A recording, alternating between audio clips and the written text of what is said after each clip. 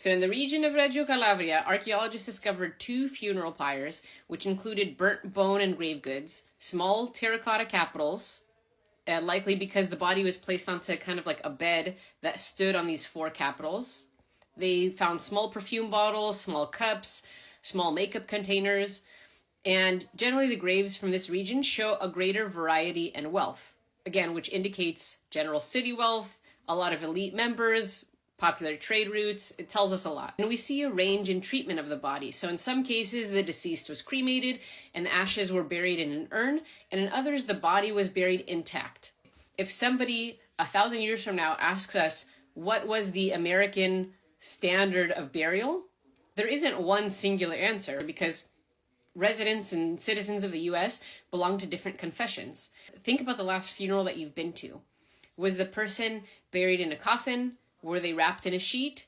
Were they buried with objects that they liked? I've heard of people who've died of smoking. They're buried with a pack of cigarettes, for example, or they're buried with their wedding jewelry. So think about traditions in a modern context and what questions you would ask about our own practices, and then apply those back in time. And you can see the kind of questions that we ask as historians and archaeologists.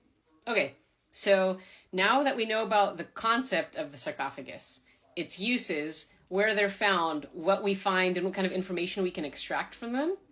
Now let's go back to the sarcophagus that I've told you about, that's shaped like a foot with a sandal on a tall base.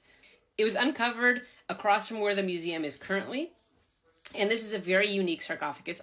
In all my travels to archaeological sites and to museums, I've never seen one like it. The interesting thing is that it was made for a child. And how do we know this? Because when they discovered it, they found small bones inside.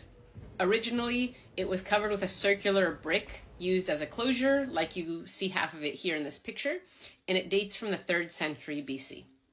So now you've seen a sarcophagus shaped like a foot.